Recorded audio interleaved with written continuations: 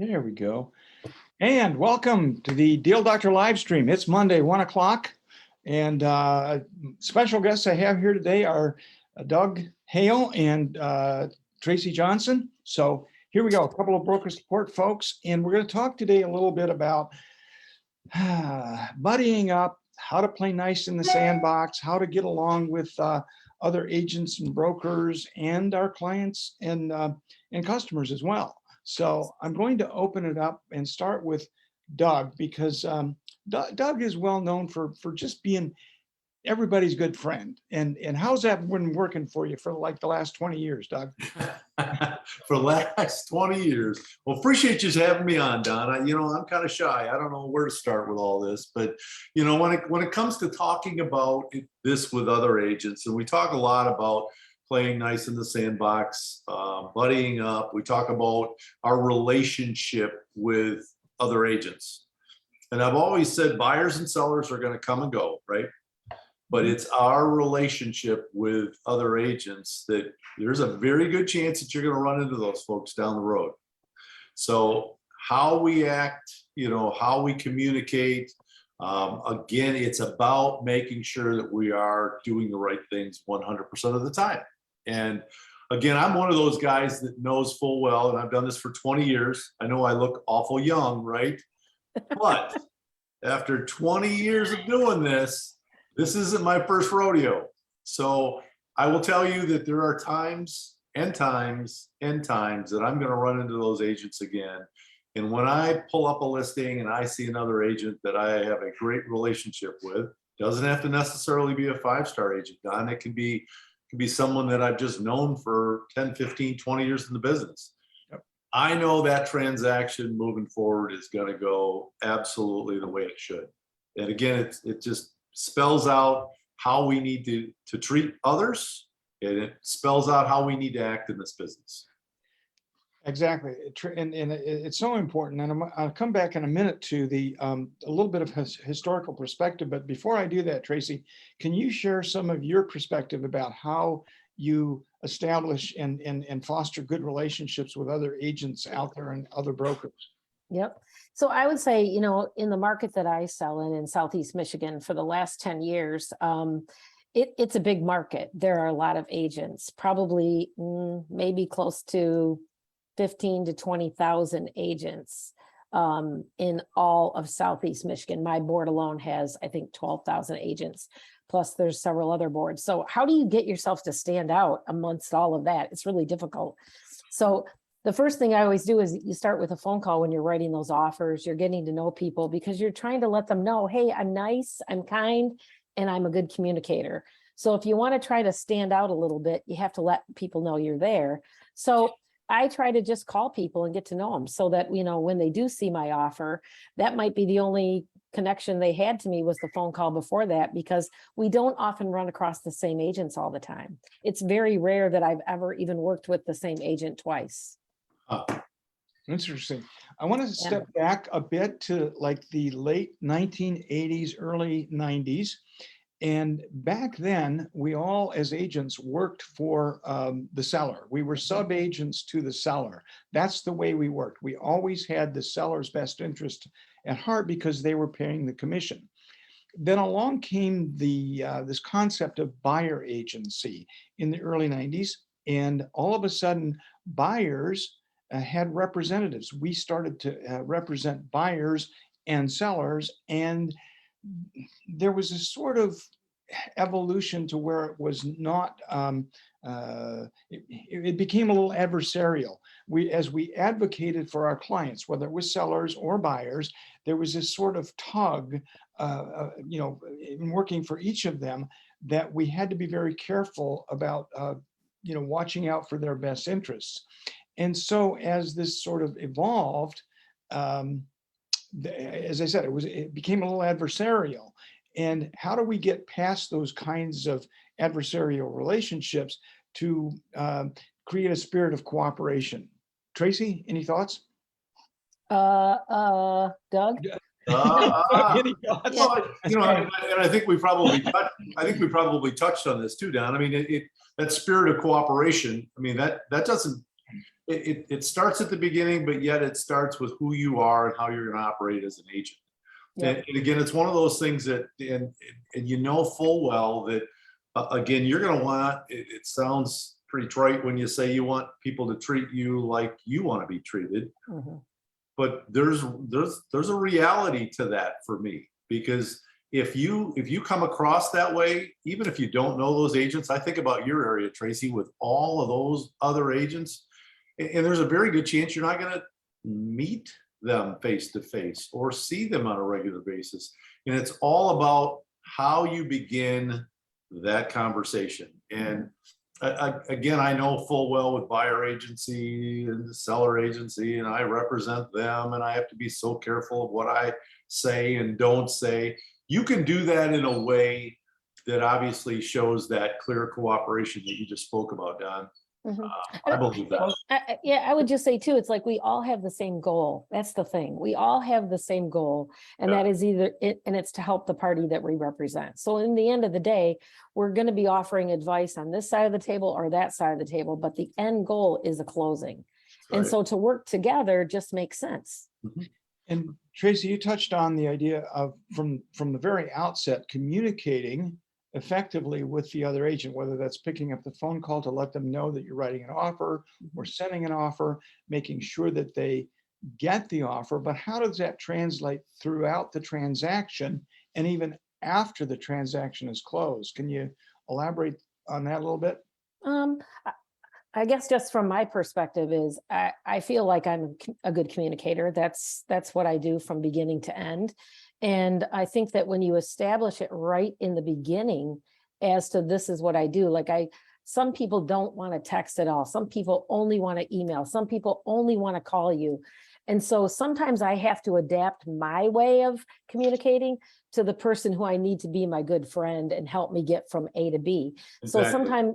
sometimes I'm not the person in charge, so I have to adapt.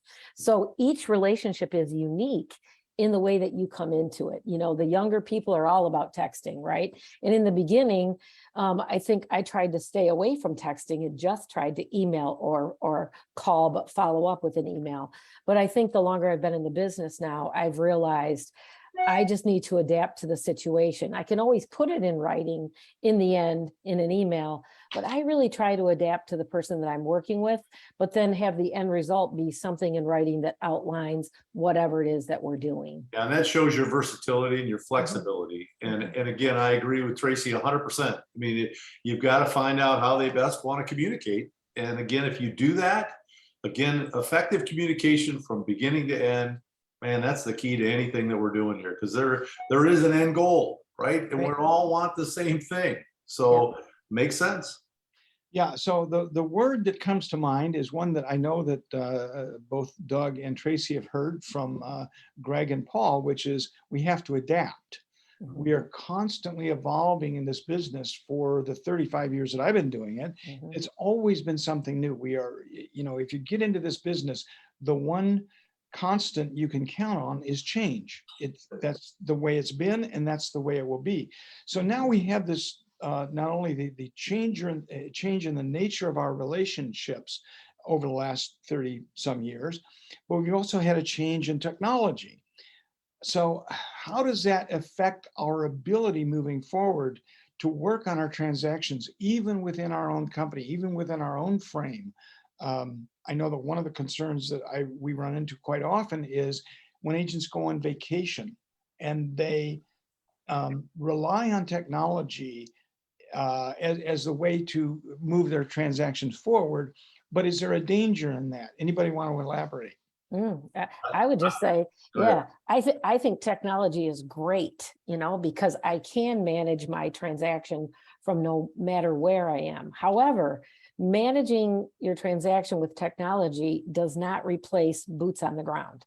So if you have a listing and you've gotten offers, you know, maybe you're working with a buyer, it doesn't matter whichever side, you still have to know that there is somebody that's back in your market that could jump in at the last second to say, hi, I might not look like Tracy, but today I'm playing Tracy in real estate.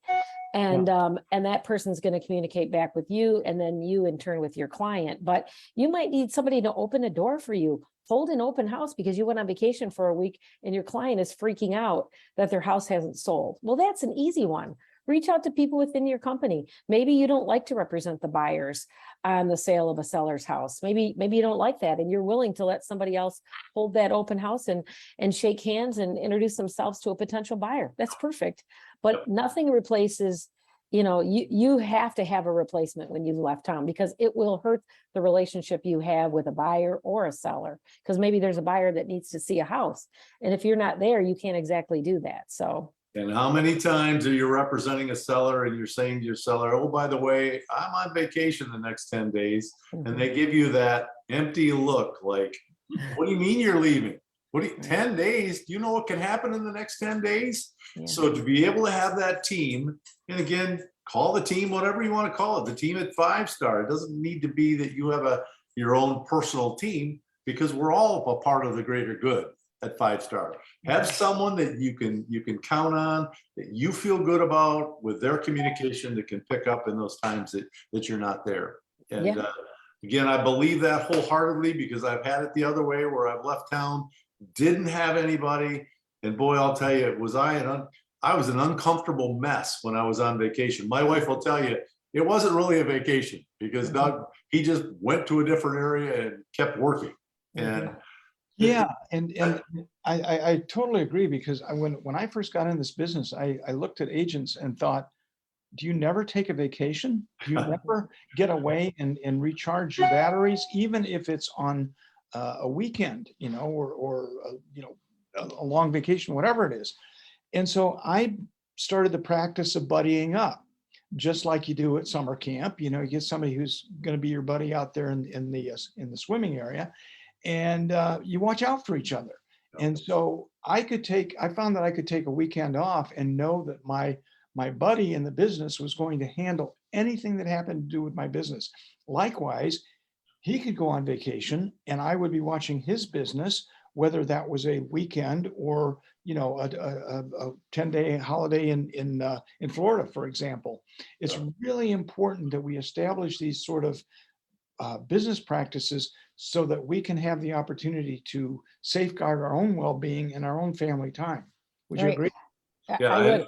And as much as Greg and Paul talk about, because I agree 100%, we're running our own business. And the responsibility of running my own real estate business within 5-star is just that. You're running your business. When you're not there, there's got to be people that are going to step into your shoes and again, basically take over where you've left off, which is the right way to do that. And again, your clients are going to feel much better knowing they're well cared for. Yeah. Here's a plug for the coffee hour. Doug, are you ready? I'm ready. This is a perfect time to come to coffee hour, because what do you do when you're at coffee hour? You connect with other agents and other agents at 5-star. So maybe you're going to meet somebody who's kind of like-minded and you're going to realize, hey, I have a connection to this person. Come to a coffee hour, meet others in the company, find your comfort spot with somebody so that you can get away, and then offer that same thing to them, like you just said, Don. Or come tomorrow to the company meeting. Another way to meet the 5-star community, but you've got to be connecting here. There's a company meeting? There's a company meeting tomorrow at 9 a.m. And where does it start? It starts at 9 a.m. at the Pinnacle Center in Hudsonville. Okay. Don't miss it, people. Don't miss it. I will be there. And if any of you agents out there are going to be there, would love to say hello to all of you. So yeah, it's a great opportunity to meet, network with people, and kind of get that buddy system in place, along, as our coffee hours and many other of the functions that we have. So any final thoughts? We're going to make this kind of short because it's kind of a small topic, but I'm on a Zoom. I just keep telling people, agents, as I'm talking to them, continue to foster relationships, folks, because if you don't, you've got to be the connector, as Tracy talks about. That fostering of that agent community is huge. A, you'll sell more homes. B, your transactions will go way better, especially when you know the other agent on the other end of the transaction. We tell people that a lot, and I don't know what it is about that phone. As much as we're all on our phones, I said, if you had an opportunity to call the other agent, introduce yourself, talk a little bit about how this transaction is going to go.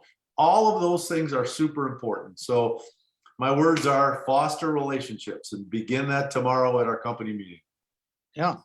Tracy, thoughts? No, I think those are all great things. You know, at the end of the day, the world is small and a lot of you work in markets that are small, and you will come across one another again and again and again, and people will remember you. Yeah. And you want to be memorable, right? You want your offer to come across that desk of that listing agent, and they're like, oh yeah, I remember Don Phelan.